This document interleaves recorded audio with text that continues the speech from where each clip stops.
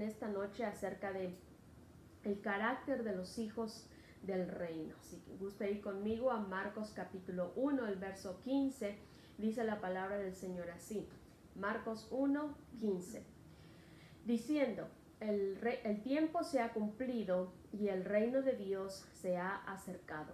Arrepentíos y creed en el Evangelio. Nada más de ese versículo.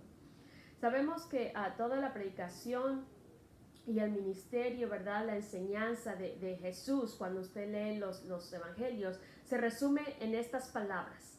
El reino de los cielos se ha acercado. Ese era, ¿verdad?, el tema de Jesús todo el tiempo. Y el pueblo de Israel, ¿verdad?, estaba bajo el imperio romano, ¿verdad? Y sabemos que ellos clamaban y pedían al Señor que los libertara del yugo en el cual ellos estaban. Ellos le rogaban al Señor, ¿verdad?, que levantara un líder que pudiera librarlos, ¿verdad?, de la condición en la que se encontraban. Posiblemente, ¿verdad?, algunos pensaban o querían o oraban que se volviera a repetir otra vez la historia de Moisés, que el Señor levantara, ¿verdad?, a un hombre así como Moisés, un libertador, ¿verdad?, que los sacara de la condición en la que ellos estaban. Pero nuestro Dios, ¿verdad?, que es tan bueno que cuando nosotros le pedimos algo, ¿verdad?, con todo nuestro corazón, cuando clamamos a Él con una necesidad, ¿verdad?, de nuestras vidas, el Señor responde, ¿verdad? Y Él respondió enviando un libertador, pero no en la manera en que el pueblo lo esperaba. Y Jesús, ¿verdad? Sabemos que envió a Jesús y Jesús vino como un cordero, como un salvador para rescatar y para redimir no solamente al pueblo de Israel, hermanos, sino la gloria sea al Señor, ¿verdad?, que también vino para liberarnos a usted y a mí, amén. Pero como decía, no fue, ¿verdad?, nada como la gente, como el pueblo lo esperaba, ¿verdad? Pues Jesús no vino a nacer ni en un palacio o con gente adinerada, tampoco, ¿verdad?, se levantó de en medio de un ejército o como un líder político, ni tampoco iba a declararse él mismo como rey, ¿verdad?, del pueblo de Israel, ni tampoco venía a establecer un reino político. Pero nuestro Dios fue más allá. Para Él era importante, sí, la opresión política de su pueblo, pero era más importante la condición, la esclavitud de su corazón, la opresión espiritual del hombre. Y por eso vino a establecer un reino entre los hombres, un reino diferente, un reino que no era de este mundo. No como los reinos, ¿verdad? O los gobiernos de este mundo que sabemos, ¿verdad?, especialmente en nuestros países que son corruptos, que engañan a la gente, vemos cómo se corrompen, vemos cómo abusan, ¿verdad?, se aprovechan de la gente, la dañan, ¿verdad?, cómo la empobrecen ellos mismos. Jesús vino a establecer, hermano, un reino que cambiaba y que transformaba las vidas, que bendice a la gente, un reino que no se rige por las leyes de este mundo, pero que se rige de acuerdo a su voluntad, a su amor, a su sabiduría, a su misericordia, a su justicia. Un reino basado en la palabra de Dios, un reino que no se puede ver, porque es un reino que viene del corazón mismo de Dios para establecerse en el corazón de los hombres con el propósito de cambiarlo. Ese es el reino de Dios. Y usted y yo, ¿verdad?, conocemos cómo es el sistema de nuestros gobiernos, ¿verdad? Específicamente si hablamos, ¿verdad?, de México para bajito, ¿verdad? Sabemos cómo es el sistema, ¿verdad que sí? Ya nos conocemos, vienen las promesas, las votaciones, los impuestos, las leyes, las campañas, las buenas ideas, las buenas propuestas. Pero después vemos las mentiras, ¿verdad?, las promesas que no se cumplen, vemos cómo ellos se van enriqueciendo poco a poco, cómo que se cubren sus delitos unos a los otros y en fin. Y conocemos más o menos cómo es todo el sistema, ¿verdad? Porque simplemente ya es algo rutinario, es algo que casi nunca varía, ¿verdad? Pero dice la palabra del Señor en Romanos 14, 17, acerca del reino de Dios, dice: porque el reino de Dios no es comida ni bebida, sino justicia, paz y gozo en el Espíritu Santo. Y con esto nos está dando a entender que el reino de Dios es diferente al reino de los hombres. No es físico, no es rutinario, y la dinámica de nuestra vida y del ministerio cristiano se fundamentan en la comprensión del reino de Dios. Y en esta noche yo no voy a hablarle del mensaje del reino de Dios, pero ya que usted y yo, hermano, tenemos bien entendido que este reino se establece en nuestro corazón, cuando nosotros así se lo pedimos, ¿verdad?, al Señor, y así, ¿verdad?, como cuando se hace un juramento, ¿verdad?, cuando se recibe la ciudadanía americana, ¿verdad?, por ejemplo, y se hace un juramento, ¿verdad?, se hacen promesas, se hacen una ceremonia allí, ¿verdad?, en la cual se participa. Así también es en el reino de Dios. Es más, ¿verdad?, que es un compromiso. No es solamente decir, pues yo soy hijo de Dios y gloria a Dios y estamos muy orgullosos. No, hermano, conlleva también un compromiso. Y el Señor espera que nosotros vivamos a la altura, ¿verdad?, de la ciudadanía que hemos recibido. Y quiero hablarles en esta noche acerca de 4 características que debe de haber en aquellos que nos llamamos hijos del reino. Y yo sé que hay muchas más, ¿verdad? Pero por supuesto que por cuestión de tiempo no las vamos a analizar cada una de ellas o todas, ¿verdad? Pero me gustaría solamente, me parecieron a mí, ¿verdad?, las 4 principales o más importantes, ¿verdad? Y que en esta noche me gustaría que habláramos un poquito de cada una de estas, de estas características del reino. Mire, para empezar, reino o reinar significa gobernar, tener señorío sobre algo o alguien, implementar leyes y dominio sobre alguien. Eso significa que nosotros, hermano, en el reino de Dios no nos gobernamos a nosotros mismos. Tenemos un rey que vive, que habita, que reina y gobierna en nuestras vidas. No somos un pueblo o gente anárquicos que nos gobernamos de acuerdo a nuestra voluntad o a nuestra mentalidad, sino que somos hijos del reino, somos hijos de Dios. Y nosotros, hermanos, debemos caracterizarnos, número 1, por el amor. La Biblia tiene bien establecido allí en 1 de Juan que Dios es amor. También nos dice en Romanos 5:5 que el amor de Dios ha sido derramado en nuestros corazones por el Espíritu Santo que nos fue dado.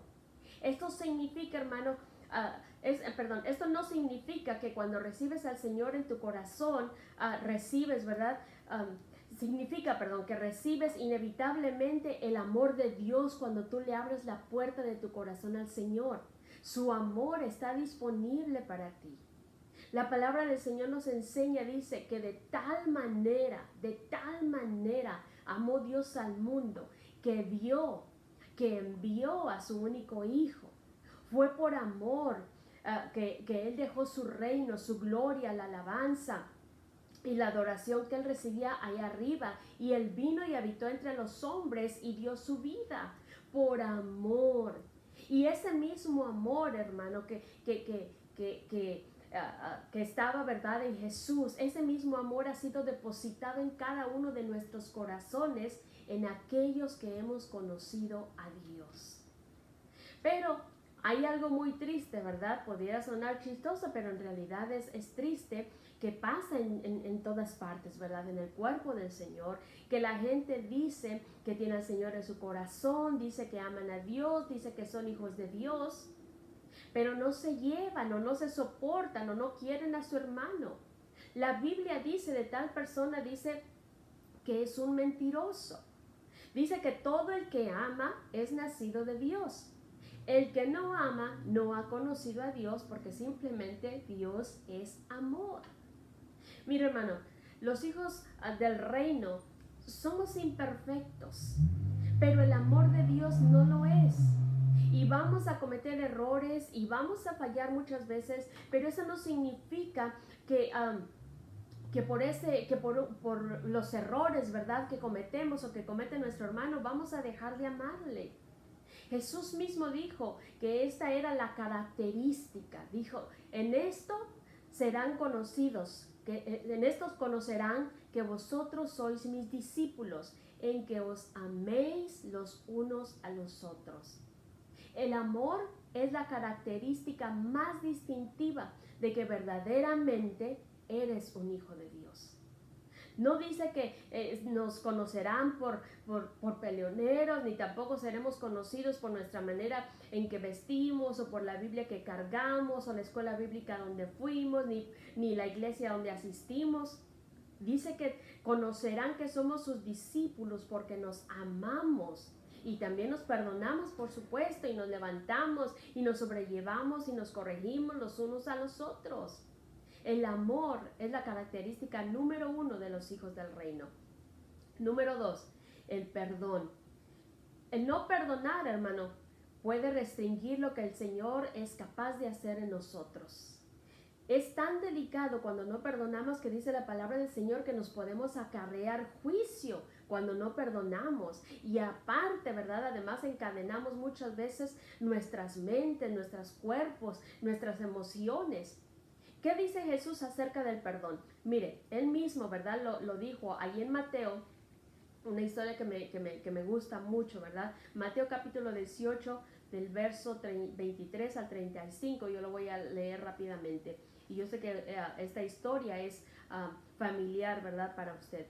Por lo cual el reino de los cielos es semejante a un rey que quiso hacer cuentas con sus siervos, y comenzando a hacer cuentas, le fue presentado uno que le debía 10,000 talentos. A este, como no pudo pagar, ordenó su señor venderle y a su mujer e hijos, y todo lo que tenía para que se le pagase la deuda. Entonces aquel siervo, postrado, le suplicaba diciendo, Señor, ten paciencia conmigo y yo te lo pagaré todo. El señor de aquel siervo, movido a misericordia, le soltó y le perdonó la deuda. Pero saliendo aquel siervo, halló a uno de sus consiervos que le debía 100 denarios, o sea, mire, la deuda era menos. Y haciendo de él, le ahogaba diciendo, págame lo que me debes. Entonces su consiervo, postrándose a sus pies, le rogaba diciendo, ten paciencia conmigo y yo te lo pagaré todo. Mas él no quiso, sino fue y le echó en la cárcel hasta que pagase la deuda. Viéndolo sus consiervos lo que pasaba, se entristecieron mucho y fueron y refirieron a su señor todo lo que había pasado. Entonces, llamándole su señor, le dijo, siervo malvado, toda aquella deuda te perdoné porque me rogaste. ¿No debías tú también tener misericordia de tu consiervo como yo tuve misericordia de ti? Entonces su señor, enojado, le entregó a los verdugos hasta que pagase todo lo que debía. Así también, porque es Jesús el que está hablando acerca del perdón, así también mi Padre Celestial hará con vosotros si no perdonáis de todo corazón cada uno a su hermano sus ofensas. Hermano, los hijos del reino somos un pueblo diferente. Y nosotros deberíamos de hacer la diferencia porque los hijos del reino no nos regimos de acuerdo a las leyes de este mundo. La ley de este mundo dice, el que me la hace me la paga. Pero la ley del reino dice, si tu hermano te hiere una mejilla, dale de una vez la otra. En la ley del mundo maldice, pero la ley del reino dice, amarás a tu enemigo y bendecirás al que te maldice. La ley del mundo es acumular y tener, pero la ley del reino dice que es mejor dar que recibir. La ley del mundo dice ojo por ojo y diente por diente, pero la ley de los hijos del reino dice perdonar a los que nos ofenden. La ley del mundo dice la venganza es dulce, ¿verdad que sí? Pero la ley del reino dice no os venguéis vosotros mismos, amados míos, sino dejad el lugar a la ira de Dios, porque escrita está, mía es la venganza, yo pagaré, dice el Señor. Mira, hermano, como dije anteriormente, somos seres humanos, ¿verdad? que cometemos errores, que nacemos, ¿verdad? Desde que nacemos hasta que morimos cometemos errores. Y las ofensas no solamente pasan allá afuera en el mundo, también pasan, ¿verdad? Dentro de la iglesia, en el cuerpo del Señor también pasan. Pero en la iglesia, hermano, cuando pasan en la iglesia, en el reino de Dios, ¿verdad? Que Él ha establecido en nuestras vidas, nosotros debemos demostrar misericordia hacia los demás. Aquí en estos versículos nos habla, ¿verdad? Jesús mismo acerca del perdón y nos habla de un hombre que tenía una deuda muy grande para con su amo. Y no teniendo cómo pagar, le suplica misericordia y el amo se la concede. Pero nada más salir de ahí, se topa con un consiervo que le debía una cantidad mucho más pequeña, ¿verdad? A comparación de la deuda que él tenía con su señor. Y esta deuda, ¿verdad? Era muy pequeña y no era algo que no tuviera remedio. Sin embargo, ¿verdad? Lo maltrataba y lo jalaba, ¿verdad? Al consiervo porque quería que le pagara la deuda, quería que pagara el precio, ¿verdad? De lo que le debía. Sin embargo, él tomó la decisión de no perdonar a su consiervo y dice que lo echó en la cárcel. Y mire cómo la historia de estos dos hombres termina en una tragedia, la de los dos. Primero, porque uno, ¿verdad?, es echado en la cárcel porque el otro no le perdonó. Y el otro, ¿verdad?, el que no perdonó, es enviado a los verdugos por su amo cuando éste se dio cuenta, ¿verdad?, que no le perdonó la deuda a su consiervo. Y por eso, ¿verdad?, unos versos, si usted lee, ¿verdad?, unos versos antes de este mismo capítulo dice que lo que atemos en la tierra será atado en los cielos. Y lo que desatemos en la tierra será desatado en los cielos. ¿Sabe, hermano, cuántas bendiciones están atadas porque nosotros no pedimos perdón o porque no hemos perdonado? Sabemos que hemos ofendido a alguien muchas veces, o quizás a veces, ¿verdad? No lo sabemos, pero vemos que esa persona está enojada con nosotros, vemos que ese hermano, esa hermana nos está evadiendo, ¿verdad? Nos está, como decimos, nos está dando la vuelta, no nos saluda y vemos que algo raro está pasando. Y hermano, no está así porque la mosca voló, ¿verdad? Y a veces solamente decimos, pues a saber qué mosca le picó, ¿verdad? Y yo no sé qué será, pero bueno, mi conciencia está tranquila, ¿verdad? Un día me dijo una hermana cuando yo la confronté, ¿verdad? Porque ella hizo sentir muy mal a otra hermana y me dijo, y la respuesta, ¿verdad? Cuando yo le pregunté, hermana, ¿por qué? ¿Qué pasó? Ay, no, me dijo la hermana, es que yo tenía que decirle su verdad. Lo siento, pero aunque se ofendiera, yo tenía que decirle su verdad. Pero no somos, hermano, los que vamos a pedir perdón. No somos los que vamos y extendemos el perdón. ¿Sabe cuáles son los verdugos a los que son entregados la gente que no quiere perdonar? Los resentimientos, las amarguras, esos recuerdos que torturan tu mente y muchas veces, ¿verdad? Aunque ya hayan pasado años, tú sigues dándole vueltas y vueltas y ya pasaron meses y luego pasan años y tú todavía mantienes vivos esos recuerdos como que si apenas hubieran pasado ayer. Y de pronto cuando tú hablas de la situación, ¿verdad? De lo que pasó, todavía te duele y muchas veces llora, ¿verdad? O quizás te enojas porque eso todavía te duele, eso está ahí, esa herida, ¿verdad? No ha sanado, ahí está sangrando. Y es porque estás encarcelado, estás siendo torturado por esos verdugos por causa de ese resentimiento, porque no has soltado el perdón o porque no has ido a pedir perdón. Cuando Pedro le pregunta a Jesús le dice, Señor, ¿cuántas veces debo de perdonar a mi hermano que peca contra mí? ¿Hasta 7? ¿Cuál fue la respuesta de Jesús? Muy simple, ¿verdad? Jesús le contesta, no te digo que hasta 7, sino hasta 70 veces 7. Y Jesús no se estaba refiriendo aquí a un número. Jesús le está diciendo, tú lo vas a perdonar las veces que sea necesario. Porque la deuda que tú me debes a mí, Pedro, es más grande, ¿verdad? La deuda que yo te he perdonado a ti es más grande que la deuda que te debe tu hermano. Comparada a la deuda que te debe tu hermano. Hermano, a los verdaderos hijos del reino, nos debe de caracterizar también el saber perdonar y el pedir perdón. Y no es una cosa fácil, ¿verdad? Porque sabemos que tenemos que pisotear nuestro orgullo. Sabemos que a veces, ¿verdad? No es fácil, pero si de verdad, ¿verdad? Somos hijos de Dios, si verdaderamente amamos al Señor, vamos a hacerlo, aunque no querramos, ¿verdad? Por obediencia a la palabra del Señor y por agradar al Señor y por engrandecer el reino de Dios del cual nosotros somos hijos.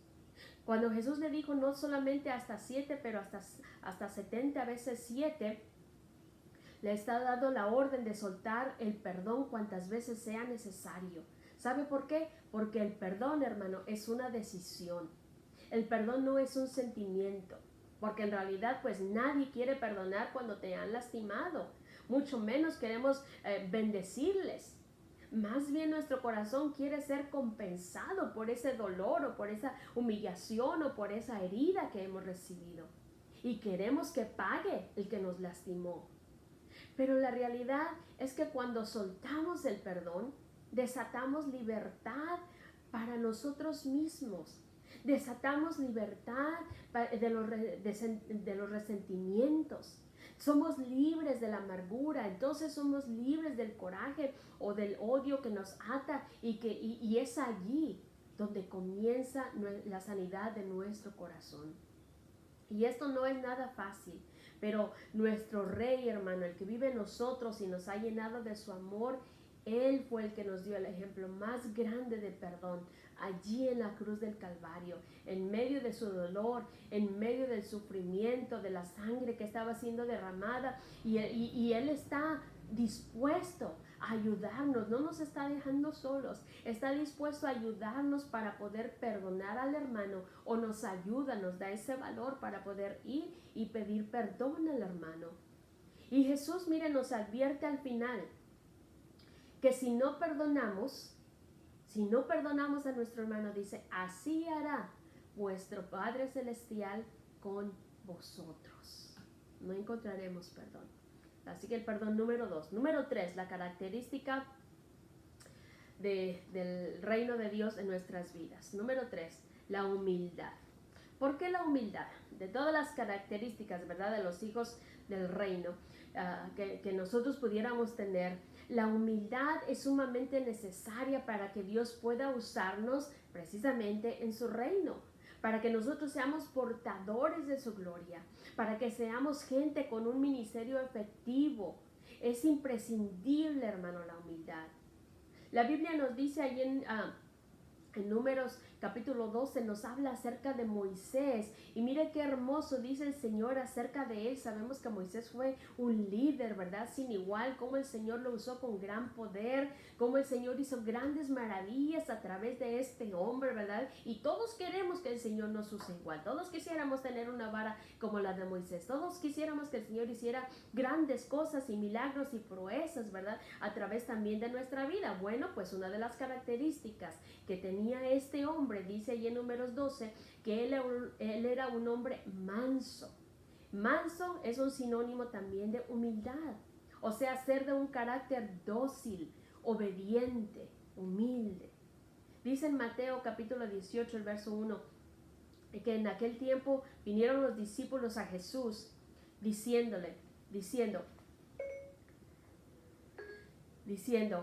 ¿quién es el mayor en el reino de los cielos? Y llamando Jesús a un niño, lo puso en medio de ellos y dijo, de cierto os digo, que si no os volvéis y hacéis como niños, no entraréis en el reino de los cielos. Humillarse viene de la palabra griega que es tapeino, que significa literalmente rebajar, aplicar, y esto aplica a un monte. Fíjese, algo que está, sabemos que un monte es algo que está levantado, ¿verdad? Algo que está hacia arriba, ¿verdad? Un monte. Y metafóricamente la palabra significa envilecer, humillar y rebajarse. Incluso, ¿verdad?, hasta hay un canto basado en un salmo que dice, porque Jehová atiende al humilde, mas mira de lejos al altivo. ¿Qué es un altivo? Bueno, un altivo es aquel que cree que no necesita a Dios para hacer las cosas, que cree poderlo hacer todo con sus propias fuerzas, porque él tiene talentos, porque tiene dones, porque cree que tiene escuela, porque tiene conocimiento, cree que sabe dónde hay que ir o qué hacer sin tener que consultar a Dios ni a nadie. Un altivo es aquel que dice, no, es que todos somos iguales, nadie es mayor que otro. Y no que no sea así, ¿verdad? Porque Dios no discrimina a nadie, Dios no tiene favoritos, lo sabemos, pero la palabra del Señor dice que nos debemos de ver, que debemos de ver a todos como que si fueran más que nosotros mismos. Pero el altivo usa esto como excusa para no someterse ni a sus autoridades ni a sus líderes. Y muchas veces, aún hermano, sin darnos cuenta, nosotros podemos ser portadores de una actitud de orgullo o de altivez o de arrogancia. Oh, yo puedo enseñar, no lo decimos muchas veces, pero miren, lo pensamos. Ay, yo podría enseñar mejor que aquel maestro de escuela dominical que acaban de poner, que acaban de elegir. Ay, yo canto mucho mejor que la hermanita que pusieron hoy en el coro. Ay, pues voy a dejar de ir, voy a dejar de ministrar, ¿verdad? Y no lo decimos, pero lo hacemos o lo pensamos. Voy a dejar de ir, ya no voy a ministrar, a ver cómo le van a hacer sin mí. Esa es una persona con una actitud de altivez, de arrogancia. Y mucha gente hoy en día no permite, mire, esa es simplemente una prueba tan pequeña, no permite siquiera ser corregido por su pastor. No permite ni siquiera que el pastor le llame la atención, que lo llame para corregirlo en algo. Oh, hermano, el pastor es el hombre que Dios ha puesto para velar, para alimentar su alma. Él, créame que no está allí por gusto, porque él se llamó a sí mismo. Es por mandato de Dios que el pastor tiene esa responsabilidad y el llamado de ministrar, de corregir, de exhortar, hasta en ocasiones extremas, ¿verdad? Hasta de disciplinar, pero a la gente altiva y arrogante esto no le gusta. Es que él no tiene por qué decirme a mí nada. Y a veces miren cosas tan simples y tan sencillas, nos podemos dar cuenta como muchas veces tenemos arrogancia o tenemos orgullo, pero no nos damos cuenta. Mira el simple hecho, usted cuando va a faltar a su trabajo, ¿verdad? Que usted avisa en su trabajo, mire, no voy a llegar, mire, estoy enferma, mire, voy a llegar tarde. ¿Por qué? Porque lo consideramos, ¿verdad? Esencial, lo consideramos importante porque es nuestro trabajo. Pero ¿qué hay el día que no vamos a llegar a la iglesia? ¿Usted es de las personas que llama a su pastor y le avisa que no va a poder llegar al culto? ¿O pensamos, ay, no, ¿por qué no le decimos, pero ¿por qué tengo que avisarle? ¿Por qué tengo que decirle? Pues yo ya soy mayor, no es mi papá, no le estoy pidiendo permiso, ¿verdad? Yo ya soy mayorcito y es mi tiempo y falta de humildad. No le puedo llamar de otra manera, falta de humildad. Y le preguntaron los discípulos a Jesús, ¿quién es el mayor en el reino de los cielos? Y él toma a un niño, él toma a un pequeñito. Y verdad que hay gente que muchas veces, verdad, cuando están en una banca y a veces saludamos a los adultos, pero no saludamos al niño. ¿Por qué? Le estamos restando valor al niño, como que si él no fuera muy importante. Pero sin embargo Jesús tomó a un niño, tomó a ese pequeñito, ¿verdad? Y les da a los discípulos y también a nosotros una lección muy grande. Y usualmente nosotros queremos que los niños aprendan a ser como nosotros, pero Jesús dice que nosotros, si queremos entrar al reino de los cielos, nosotros tenemos que ser como ellos. En su limpieza, en su humildad, en su sencillez, en su sinceridad, en su inocencia. Si no somos como ellos, no podremos entrar en el reino de los cielos. Uno de los grandes rasgos de Jesús es que él tenía un corazón manso y humilde. La palabra dice que él fue obediente hasta la muerte. Él no hacía lo que quería, él hacía siempre la voluntad de su Padre. Dice que se despojó de sí mismo, de la gloria que él tenía y tomó forma de siervo. Hermano, ¿se podría decir de ti que eres manso y humilde como Jesús? ¿Te has despojado también de tu voluntad para hacer la voluntad del Padre? Contéstese usted mismo ahí en su corazón. Pero los que decimos que el reino de Dios está en nuestra vida, hermano. No podemos ser gente altiva. Que depende de nuestra propia prudencia, que somos gente con nuestra propia agenda. Sino que tenemos que tener la confianza, la obediencia, la humildad y la entrega como de un niño. Ese es el camino a la grandeza, dijo Jesús. Debemos de ser gente obediente, gente que sabe someterse a la voluntad del Señor con un corazón humilde, gente que camina no en sus propósitos, pero gente que se mueve y obra en los propósitos de Dios, gente que verdaderamente deja que el reino de Dios sea establecido en sus vidas y viven para Dios. La número 4, y ya con esto termino, deme 5 minutos más. La gente que pertenece al reino de Dios, hermano, debe de vivir en santidad. ¿Por qué? Muy simple. La palabra del Señor nos dice que sin santidad nadie verá al Señor.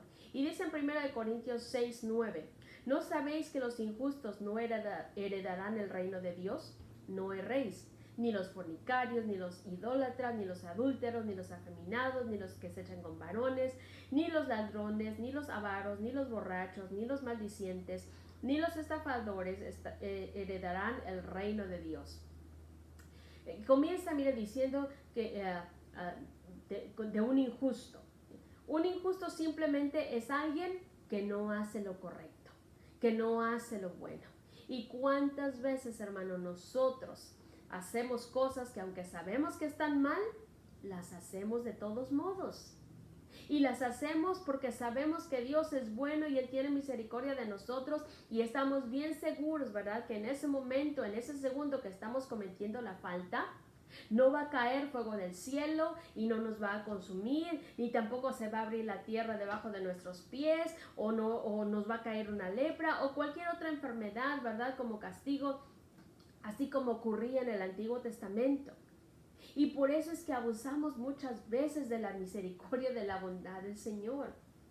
Ya no debería, hermano, de ser así con ninguno de nosotros, con aquellos que el reino de Dios está establecido en nuestras vidas, ya que nosotros hemos sido llamados a la santidad, a ser santo porque Él es santo. Debemos de ser como Jesús, ¿verdad? Alguien que ama la justicia, dice, y aborrece la maldad, dice en el libro de los Hebreos acerca de Jesús. Porque Él es el santo de los santos. Nosotros debemos de ser como Jesús. Y ya es tiempo, hermano, que nos demos cuenta que no podemos estar jugando a la iglesia, que ya no podemos estar un pie adentro y un pie afuera. Ya no es tiempo de estar fluctuando. Ya no es tiempo de dejar, hermano, que otros estén haciendo lo que Dios te ha enviado a hacer a ti.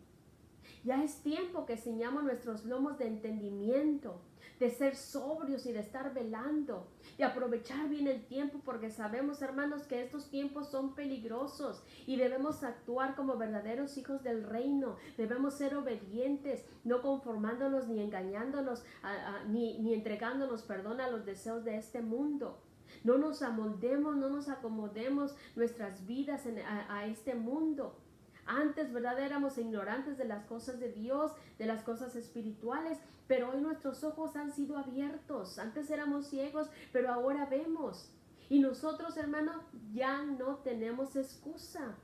Más bien, nosotros deberíamos de ir creciendo en el camino de la santidad y saber cuando algo es pecado y no le agrada al Señor. Nadie debería de decirte, ni de enseñarte, ni de apuntarte. Tú deberías de escuchar la voz del Espíritu Santo en tu corazón diciéndote, esto no está bien. Porque aquel que nos llamó es santo. Nosotros también tenemos que ser santos en toda nuestra manera de vivir. Los hijos de Dios, los que vivimos, los que nos movemos en el reino de Dios, hermano, tenemos que tener bien presente cada minuto de nuestra vida, que nosotros hemos sido rescatados de nuestra vana manera de vivir. Tenemos que recordar siempre que el precio de nuestra redención, de nuestra salvación fue muy alto. No fuimos comprados, dice la palabra, ni con oro, ni con plata, ni con cosa corruptible, sino con la sangre preciosa de Jesús. Como de un cordero, dice, santo, sin mancha, sin contaminación. Y por eso es que tú y yo, hermano, debemos de marcar la diferencia en este mundo. Que nos distingan, que nosotros somos de una ciudadanía que no pertenece a este mundo. No podemos estar haciendo las cosas que no agradan a Dios como si Él no estuviera presente ahí donde estamos.